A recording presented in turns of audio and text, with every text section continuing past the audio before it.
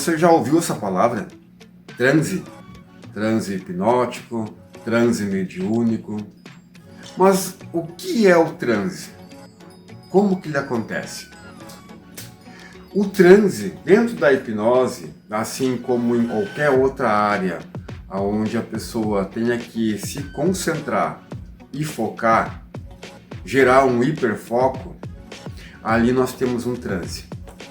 Um violinista, por exemplo, quando ele está tocando em uma orquestra, você pode ver que ele se movimenta para lá e para cá, e os braços, os braços, lógico, são as notas musicais, são os braços, mas ele está com o olhar fixo ou na corda, aonde passa ali a vara, ou ele está de olhos fechados.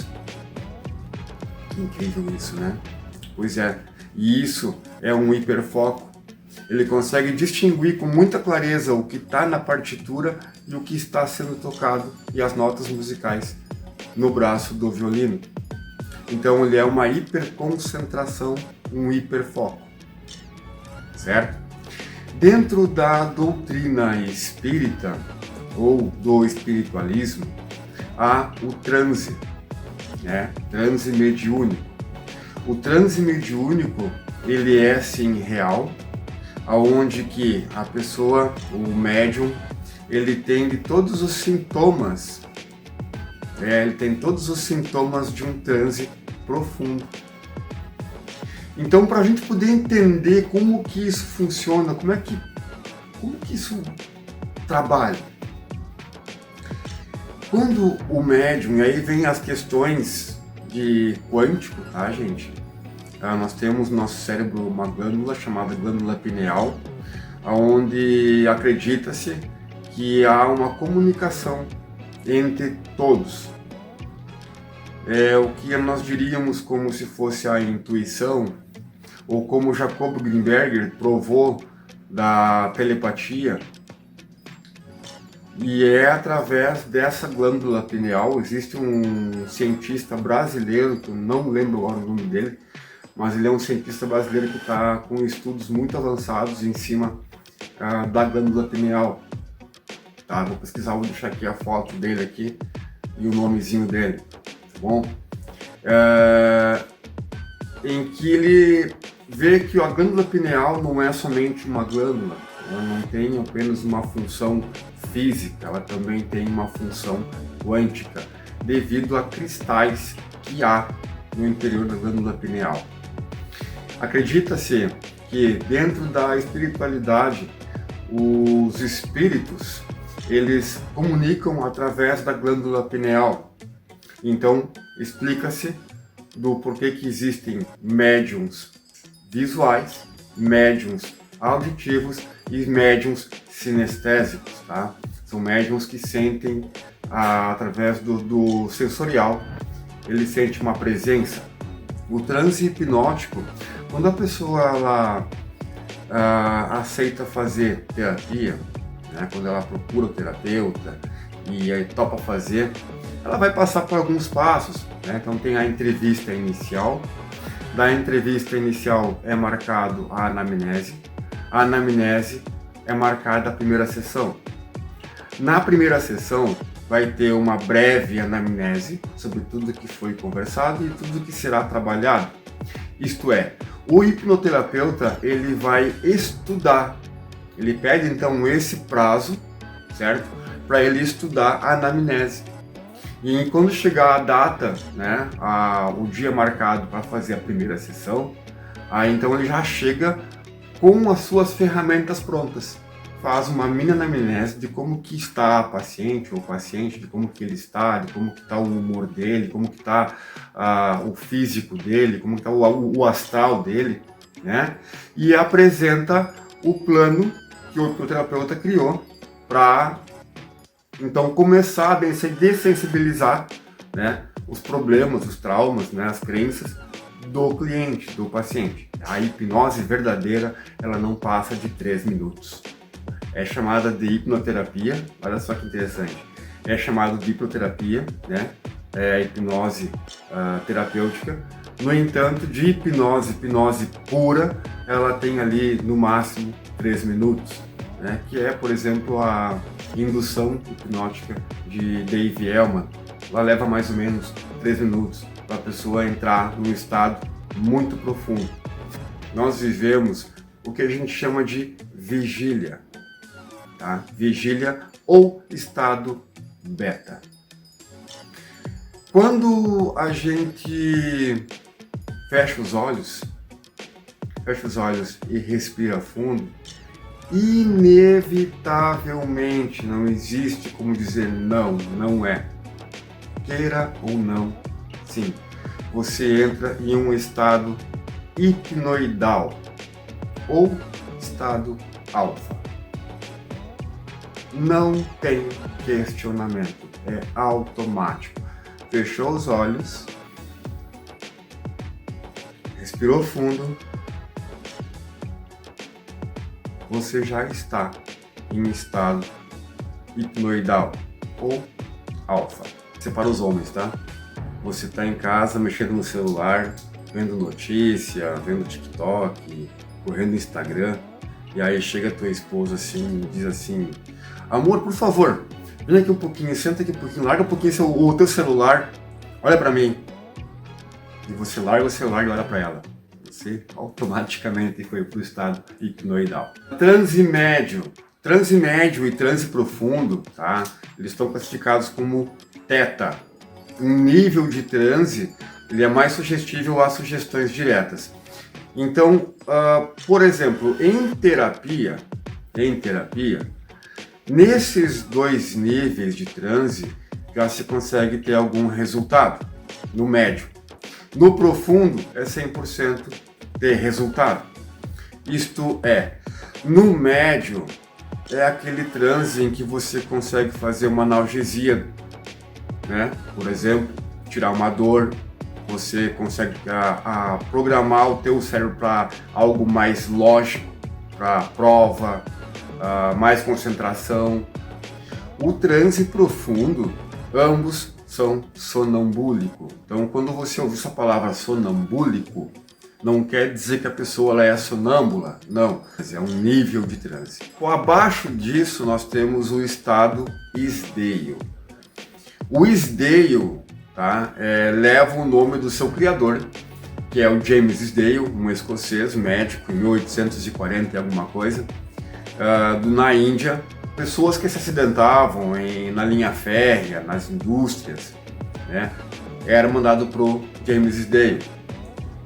Como na época não existia anestesia química, ele fez mais de 1000 cirurgias, tá? E essas cirurgias são documentadas.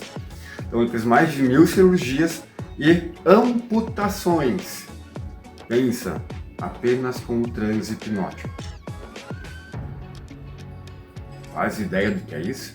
Impressionante, né? Então esses são os níveis de transe. Bom, nós vivemos na vigília. A gente está nesse transe aqui. Estamos olhando tudo, estou conversando com vocês, eu estou pensando no que eu vou falar a vocês, tá? Essa é a vigília. O hipnoidal, ele é quando o cérebro dá uma desligada. Sabe quando tu tá normal assim em casa, dali um pouquinho, você pega assim olhando pro nada? Tá, isso é o transe hipnoidal, certo? Então, por que ele serve? Isso é natural, por isso que a gente diz que você entra em transe pelo menos 11 vezes ao dia, pelo menos, tá? É onde o cérebro precisa dar um descanso. Notebook, quando você não está mais usando ele não desliga a tela, ele não entra em modo espera, né? Acho que é espera, se eu não me engano. O cérebro é a mesma coisa. Para quê? Para economizar energia. Imagina o quanto queria consumir de energia se ele estivesse sempre eternamente na vigília. Tá fazendo sentido? Tá? Então, essa é a função do hipnoidal, é botar o cérebro em stand-by. Ok?